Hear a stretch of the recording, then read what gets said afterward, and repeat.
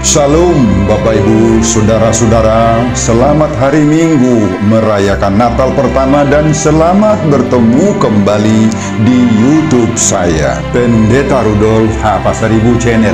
Dengan dan lewat channel ini, saya komit untuk senantiasa menyebarkan pengajaran firman Tuhan, karena saya percaya berlandaskan Yesaya pasal 55 ayat 11 bahwa firman Tuhan yang saya dan Bapak Ibu, Saudara-saudara semuanya juga ikut sebar lewat apapun, termasuk lewat video ini, tidak akan kembali dengan sia-sia, tetapi akan bekerja sendiri lewat kuasa dan berkat urapan Roh Kudus.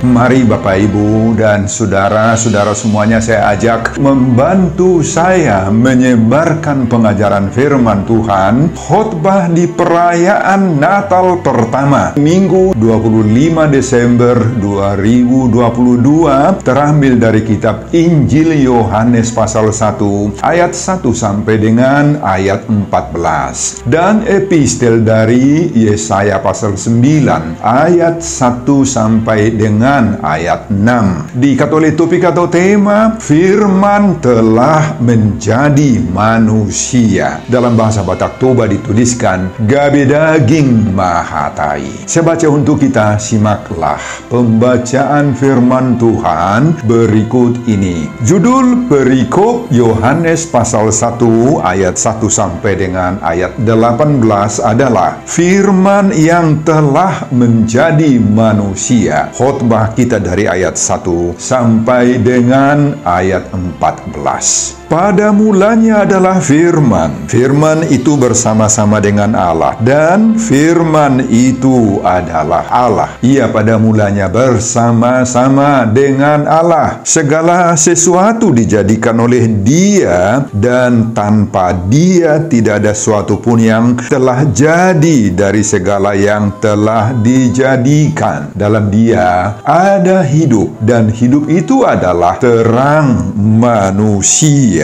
Terang itu bercahaya di dalam kegelapan, dan kegelapan itu tidak menguasainya. Datanglah seorang yang diutus Allah, namanya Yohanes. Ia datang sebagai saksi untuk memberi kesaksian tentang terang itu, supaya oleh Dia semua orang menjadi percaya. Ia bukan terang itu, tetapi Ia harus memberi kesaksian tentang terang itu. Terang yang sesungguhnya yang menerangi setiap orang sedang datang ke dalam dunia. Ia telah ada di dalam dunia, dan dunia dijadikan olehnya, tetapi dunia tidak mengenalnya.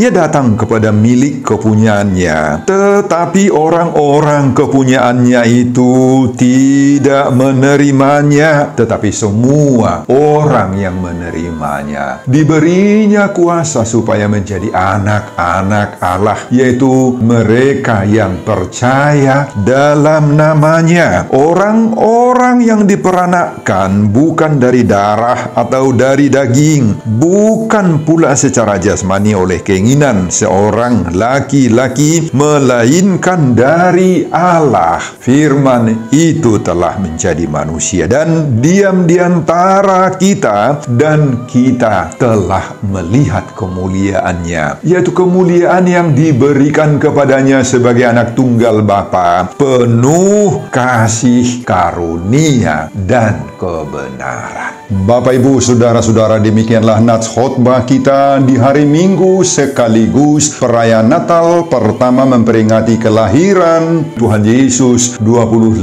Desember 2022. Diikat oleh topik atau tema firman itu telah menjadi manusia, gabe daging mahatai. Saudara, jika kita perhatikan narasi pemberitaan kelahiran Tuhan Yesus atau Natal yang ditulis ditulis oleh Yohanes dalam kitab ini sangat berbeda dari kitab-kitab evangelium lainnya, terutama dalam Injil Matius dan Injil Lukas. Pada Injil Matius dan Injil Lukas, berita dan kisah kelahiran Tuhan Yesus itu diceritakan begitu ramai, detail sekali, dan jelas. Semua peristiwa Natal itu didramatisir begitu indah, sehingga para pembacanya seolah-olah ikut berada di sekitar kejadian itu, yakni di Betlehem. Seperti misalnya apa yang terjadi pada diri pasangan Yusuf dan Maria setelah tiba di Betlehem hingga tinggal di kandang domba dan melahirkan Yesus. Juga menceritakan tentang malaikat sorga yang membawa sukacita. Juga para gembala-gembala di padang Efrata datang menemui Yesus di palungan. Demikian juga mendramatisir kedatangan orang Majus dari timur untuk mempersembahkan kado Natal mereka yang mahal-mahal buat kelahiran Yesus berupa emas, kemenyan,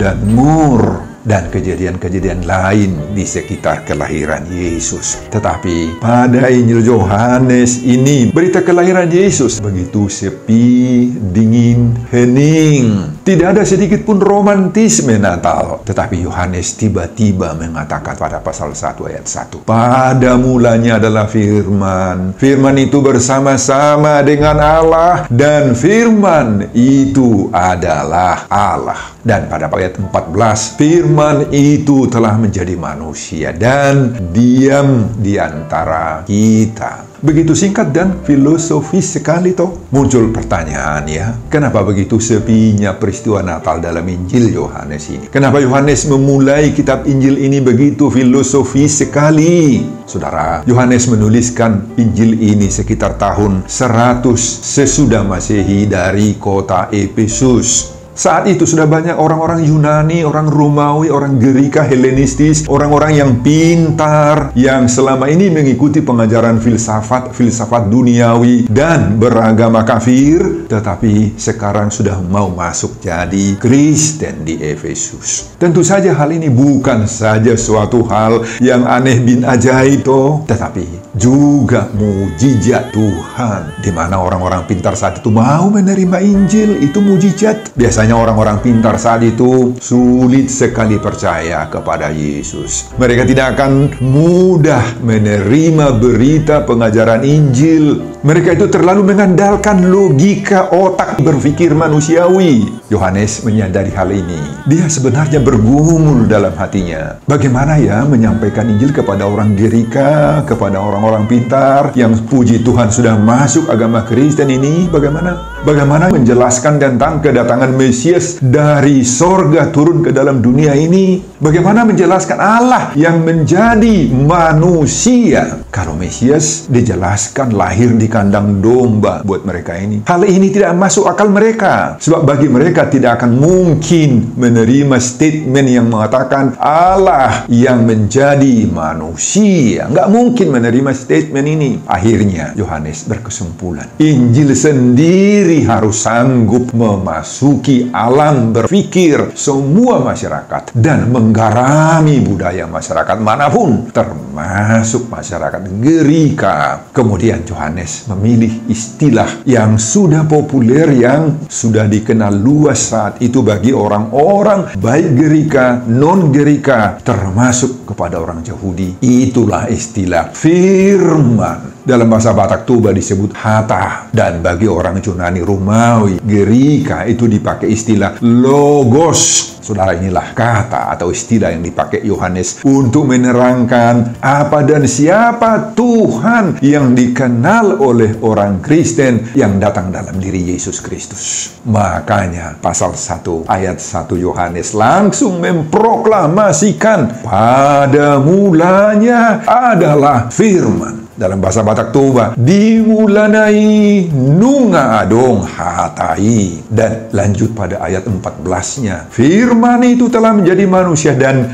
diam di antara kita. gabe daging mahatai jala maringan di tonga-tonga hitaon dalam bahasa Batak Toba. Dialah Allah, dialah Logos, dialah terang, dialah Yesus, yakni Allah yang sudah menjadi manusia. Selanjutnya, penulis Injil Yohanes ini juga menyebutkan bahwa Allah telah mengutus Yohanes Pembaptis untuk mendahului kedatangan Sang Logos itu ke dunia ini. Dan Yohanes begitu hebatnya, begitu kuatnya bersaksi tentang Logos, tentang Yesus Juru Selamat itu. Namun, tidak banyak orang yang menerima Logos itu, Yesus itu, Firman itu. Tidak banyak. Namun, pada ayat 12, penulis Injil Yohanes memastikan bahwa semua orang yang menerimanya diberinya kuasa supaya menjadi anak-anak Allah, yaitu mereka yang percaya dalam namanya. Saudara, itulah isi khotbah kita di hari Minggu perayaan Natal pertama 25 Desember 2022 yang menyerukan Firman itu telah menjadi manusia, gabe daging mahatai. Saudara, kalau firman telah menjadi manusia, apa arti dan tujuannya bagi kita di saat kita sedang merayakan kelahiran atau Natal dari Tuhan Yesus ini? Pertama, dengan firman yang telah menjadi manusia, kita mengenal Allah secara sempurna. Ayat 1. Saudara, kalau Allah menyebut dalam ayat 1 khotbah ini, pada mulanya adalah firman. Firman itu bersama-sama dengan Allah, dan firman itulah Allah. Dan pada ayat 14, firman itu telah menjadi manusia, kai hologos sarx egeneto, gabe daging mahatai. Maka ini adalah suatu proklamasi atau pernyataan yang sangat-sangat menggemparkan, sangat drastis sekali dan mengejutkan saat itu, dan bahkan juga saat ini, sekarang ini, bagi seisi bumi ini tuh, terutama bagi orang-orang pintar, orang-orang intelektual, pengajar filsafat. Apa itu firman atau logos? Dalam bahasa Yunani atau Gerika, logos itu adalah ilmu, pengetahuan, logika, akal budi, pikiran manusia, kepintaran manusia, sains. Bagi orang Gerika, logos inilah yang mengatur seluruh kehidupan manusia, yang mengatur seluruh perjalanan sejarah hidup manusia, sejarah bumi ini, yang menentukan kebahagiaan manusia juga. Dan dalam kehidupan manusia sehari-hari, kita tahu toh, firman atau hata atau logos itulah alat komunikasi, alat kita berhubungan dengan orang-orang lain, dengan teman, dengan saudara, dengan semua manusia lain. Lewat firman atau hata, maka kita mentransfer berbagai-bagai ilmu, pengetahuan, berbagai-bagai kemajuan dan teknologi. Saudara, penulis Injil Yohanes mengatakan, itulah Yesus yang lahir di Betlehem menurut Yohanes dalam khotbah ini. Yesus itu adalah firman, logos, ilmu pengetahuan yang dikirim oleh Allah dari sorga ke bumi ini, ke dunia ini, untuk memperkenalkan keberadaan Allah, memperkenalkan sorga yang selama ini tidak diketahui, tersembunyi bagi manusia, sehingga sekarang menjadi jelas, patar. Allah yang tadinya tertutup bagi manusia, Allah yang selama ini gelap dan jauh atau transcendence, yang tidak masuk akal, tidak bisa dipahami logika berpikir manusia, maka sekarang kini menjadi terang, jelas, masuk akal, terlihat oleh mata, bahkan dekat dengan manusia. Itu yang disebut dengan immanence. Dengan lahirnya Yesus ke dunia ini, maka Allah yang jauh menjadi dekat, Allah yang tadinya tidak terhampiri, terpikirkan oleh manusia, yang transcendence, menjadi sahabat kita, menjadi dekat dengan kita. Itu yang disebut immanence. Jadi Allah yang transcendence menjadi Allah yang immanence. Saudara, jelaslah bahwa lewat nats khotbah di perayaan Natal pertama Injil Yohanes pasal 1 ini, hakikat keberadaan Allah itu sudah jelas bagi kita. Hakikat Allah itu tidak lagi kabur, tidak lagi samar-samar, sudah pasti. Nah, di dalam Yesus itulah kita mengenal Allah, mengenal sorga, mengenal kebenaran Allah secara sempurna. Yesus itulah logos, logi, ilmu surgawi, ilmu Allah, pengetahuan tentang kebenaran-kebenaran Allah. Itu sebabnya Yesus mengatakan pada Yohanes 10 ayat 30, Aku dan Bapa adalah satu. Dan pada Yohanes 14 ayat 9, Yesus mengatakan, Barang siapa telah melihat aku, ia telah melihat Bapa. Pengajaran yang kedua, segala sesuatu terjadi oleh kuasa firman, ayat 3. Nah, mari kita mengenal lebih dalam lagi akan kuasa firman yang adalah pribadi Allah sendiri. Pada ayat 3 dituliskan di sini, segala sesuatu dijadikan oleh Dia dan tanpa Dia tidak ada suatu pun yang telah jadi dari segala yang telah dijadikan. Saudara, ini memberi kepastian bagi kita. Tidak ada yang pernah terjadi dan yang akan terjadi dalam alam semesta ini, dalam hidup kita, dalam keluarga kita, dalam dunia ini, kalau bukan oleh kuasa pribadi Allah, kalau bukan karena Yesus yang mengizinkannya terjadi. Saudara, segala sesuatu, baik yang menggembirakan maupun akibatnya yang berdampak buruk bagi ciptaan, bagi manusia, dan bagi segala makhluk, semua itu adalah karena kuasa, karena tindakan, karena campur tangan Allah, karena seizin Allah, seizin Yesus bisa terjadi. Kalau umat manusia di atas bumi ini ditimpa berjangkitnya penyakit COVID-19 dan di seluruh Indonesia ini sejak Maret 2020 yang lalu, jutaan orang di seluruh muka bumi ini meninggal dan hingga kini masih belum habis secara sempurna. Dan di banyak tempat terjadi juga banjir di seluruh Indonesia ini. Demikian juga gempa bumi. Wah, dahsyat sekali. Pada tanggal 1 Oktober 2022 yang lalu di Tapanuli, menyebabkan berbagai-bagai kerusakan rumah, kantor, bangunan gereja, dan lain-lain. Demikian juga sangat-sangat memilukan, apalagi terjadi tanggal 21 November pukul 13 yang berpusat di Cianjur.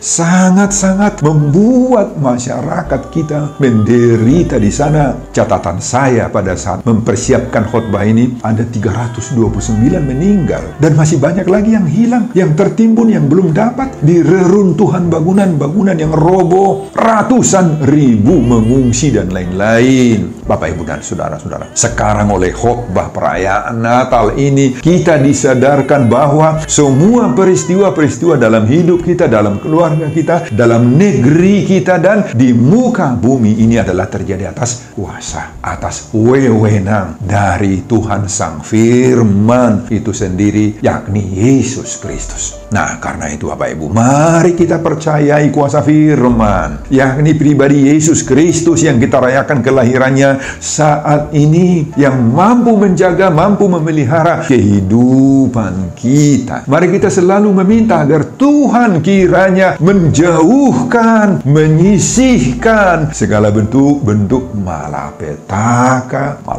akibat alam, segala jenis sakit penyakit yang bisa merusak kehidupan manusia, merusak kehidupan kita. Mari kita minta Tuhan jauhkan itu. Mari kita selalu meminta Tuhan agar kiranya mengirimkan hujan-hujan berkat bagi kita. Ibrani pasal 1 ayat 3 mengatakan, Ia menopang segala yang ada dengan firman-Nya yang penuh kekuasaan. Pengajaran yang ketiga, di dalam Dia, yaitu firman, ada kehidupan. Ayat 4. Saudara, pada ayat 4 ditulis, dalam Dia ada hidup. Artinya, Yesus yang adalah firman. Dialah pemberi kehidupan. Pemberi ngolu.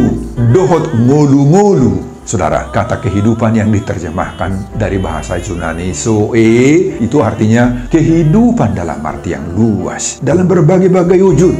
Jadi kata zoe tidak saja menunjuk kepada nafas atau kehidupan dalam arti sempit, tidak. Terjemahan bahasa Batak Toba ngolu, dohot ngolu sangat luas artinya. Bahasa Batak ini memiliki arti yang dalam sekali, yakni hidup, ada semangat dalam hidup, ada sukacita, ada kemakmuran, ada kesehatan, ada kesejahteraan yang dalam bahasa Inggris disebut prosperity. Nah, Yesus yang adalah firman dan pribadi Allah itu, itulah pemberi hidup dan kehidupan dalam arti yang luas, dalam wujud ngolu-ngolu, kehidupan dalam segala hal. Jadi, kalau kita sudah percaya, sudah menerima firman dalam hidup kita, maka kita tidak akan putus asa lagi, Bapak Ibu. Tidak lagi kendor semangat kita dalam hidup ini, meski banyak tantangan untuk mendapatkan hidup ini, untuk mendapatkan ngolu-ngolu kesejahteraan dan prosperity ini. Banyak masalah yang harus kita hadapi, tetapi kita percaya Tuhan akan memulihkan keadaan kita. Tuhan memulihkan keadaan negeri yang hancur oleh berbagai-bagai peristiwa alam, peristiwa gempa, terjadinya banjir di mana-mana, akan memulihkan pandemi coronavirus ini, Bapak Ibu. Amin. Mari kita terus berdoa agar di hari-hari, bulan, tahun berikutnya terjadi pemulihan hidup, terjadi perubahan di ngolu-ngolu ke arah yang lebih sejahtera, lebih makmur, lebih sehat, baik secara jasmani maupun secara rohani. Pengajaran keempat, firman itulah terang dalam kehidupan kita, ayat 5. Saudara, semua kita mengetahui pentingnya terang itu dalam hidup kita toh. Sekecil apapun terang itu, maka dia akan menjadikan hidup kita, jalan kita terang, Bapak Ibu. Tanpa terang, tanpa sinar, maka hidup kita ini gelap, lumpuh, nyaris tak berkemampuan apa-apa. Saudara, inilah pentingnya kita hidup di dalam firman. Sebab firman itulah terang bagi semua perjalanan, semua aktivitas kegiatan hidup kita. Dalam Mazmur 119 ayat 105, di sana ditulis, firman-Mu itu pelita bagi kakiku dan terang bagi jalanku. Epistel dari Yesaya pasal 9 ayat 1-6 menyebutkan bahwa bagi bangsa-bangsa yang berjalan dalam kegelapan, yang telah melihat terang, akan lahir sorak-sorai, lahir sukacita dalam hidup mereka. Nah, Bapak Ibu, inilah juga pesan khotbah perayaan Natal pertama 25 Desember ini bagi kita saat ini. Ada banyak yang membuat hati kita, pikiran kita, masa depan kita menjadi suram, menjadi gelap, menjadi kabur, Bapak Ibu.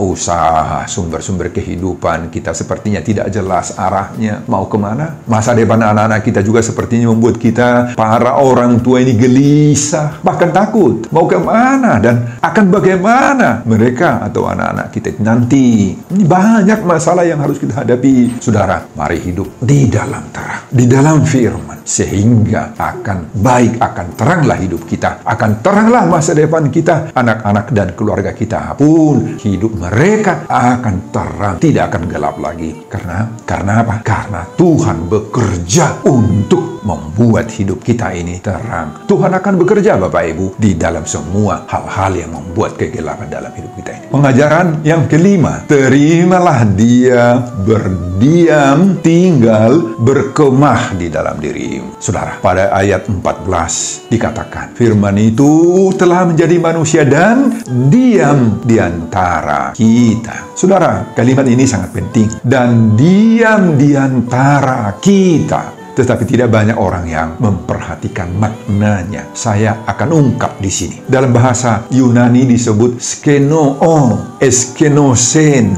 artinya to live, tinggal, to dwell, menetap. Bisa juga berarti pasang tenda, berkemah. Bisa juga berarti bekerja, berbuat sesuatu, bertukang, berkreasi. Nah, itulah arti eskenosen. Saudara, gambaran eskenosen seperti seorang yang berada di tengah hutan, mendirikan kemah, mendirikan tenda darurat. Dia harus terlebih dahulu bekerja, bertukang, membersihkan rumput-rumput, onak-onak duri, belukar-belukar, kotoran-kotoran di sekitarnya. Dia buang, barulah dia mau tinggal, mau berkemah di situ. Saudara, itulah yang dilakukan oleh firman, oleh Logos, yakni Yesus yang telah menjadi manusia. Sebagaimana seruan topik perayaan Natal 25 Desember ini, apabila ia berdiam, eskenosen, di tengah-tengah dunia ini, di tengah-tengah hidup kita, maka hidup keluarga-keluarga kita, hidup gereja kita, itu akan diperbaharui Dia akan bekerja, Dia akan bertukang berkemah, Dia akan membersihkan kotoran-kotoran, onak-onak duri, belukar-belukar kejahatan. Kalau ada dosa-dosa yang selama ini berkecamuk di dalam diri kita, Dia bersihkan itu kotoran-kotoran semuanya. Dia akan membersihkan pikiran kita atau otak kita yang kotor selama ini. Membersihkan, ada iri hati kah? Ada kecemburuan, ada dengki, dendam yang selama ini membuat kita menjadi orang yang sombong, orang yang arogan, mudah tersinggung, suka bertengkar, merbadai, murah-murah, sibor, butur, murah-murah ribut dengan istri, dengan suami, dengan anak-anak, dengan tetangga, dan lain-lain. Kalau semua sifat-sifat seperti itu ada dalam diri kita, maka kalau Yesus tinggal, Dia akan perbaharui, akan buang, akan bersihkan itu semuanya. Nah, pertanyaannya sekarang, mau saudara menerima Yesus tinggal eskenosen dalam hatimu, dalam rumah tanggamu, dalam keluargamu, dalam gerejamu? Mau? Kalau saudara mau, maka Ia akan bekerja, menukangi, memperbarui hati kita yang sedang rusak ini, yang sedang kacau balau, yang sedang berduka, gondok, lunglai, sehingga kita kembali bersemangat. Sukacita kita pulih kembali. Dak setu kibe simajujuk, tak Bapak Ibu. Enggak lagi. Kalau saudara mau, maka hidupmu akan dibentuk, dimurnikan, dipoles lagi, hingga penuh damai sejahtera. Apalagi di saat-saat suasana Natal seperti ini, mari kita bersuka cita, Bapak Ibu. Amin. Kalau Dia sudah berdiam tinggal di dalam hidup kita, maka Dia tidak akan pernah tinggal diam. Dia akan bekerja, berkarya, mengubah diri kita, menukangi perilaku kita, karakter atau sifat-sifat kita menjadi baru. Hidup kita, perilaku kita, keluarga kita akan direnovasi kembali, menjadi cantik, anggun, bersih, wangi, angurma, bagasta hidup kita. Sekali lagi, mau saudara agar Yesus berdiam dalam hidupmu, rumahmu, dalam gerejamu, agar ditukangi, dikerjain oleh Yesus menjadi lebih baru lagi. Rumah yang sedang ditukangi pasti akan diketok-ketok, dipukul-pukul, kadang-kadang ada yang harus dipecahkan dari dalam hati kita. Nah, demikian juga saat hidup kita, karakter dan sifat-sifat perilaku kita sedang ditukangi oleh Tuhan, mungkin akan terasa sakit. Ketika disikat, dibersihkan, sebentar akan menderita, tetapi tidak apa-apa. Tidak lama itu, penderitaan itu akan membawa kita menjadi lebih menarik, lebih cantik, lebih indah. Manahan mahosatokin, bertahanlah sejenak. Semoga seruan topik minggu sekaligus perayaan Natal pertama 25 Desember 2022, yakni firman itu telah menjadi manusia, gabe daging mahatai, ini membuat kita menjadi manusia baru dan semakin kuat di dalam iman. Sebelum saya mengakhiri khotbah ini, kembali saya mengajak Bapak, Ibu, Saudara-saudara untuk membantu saya menyebarkan firman Tuhan, khotbah di perayaan Natal pertama 25 Desember 2022 dari Yohanes pasal 1 ayat 1 sampai 14 ini, agar semakin banyak orang yang menyambut seruan topik perayaan Natal pertama ini. Firman itu telah menjadi manusia, gabe daging mahatai, termotivasi lewat khotbah ini. Simak juga video-video khotbah saya yang lain,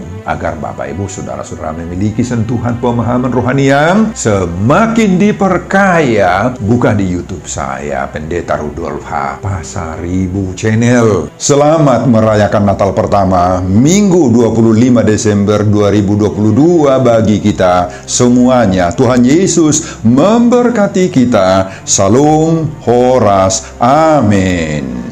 Bapak, terima kasih untuk firman-Mu ini. Berkatilah firman-Mu ini, Tuhan, supaya kami menyambut kehadiran firman tinggal di dalam diri kami. Berkati juga hamba-Mu dalam mempersiapkan khotbah-khotbah berikutnya, dan semuanya ini seperuntukan demi kemuliaan hormat kebesaran nama Tuhan. Di dalam nama Yesus Kristus saya berdoa dan mengucap syukur hari ini dan selama-lamanya. Amin.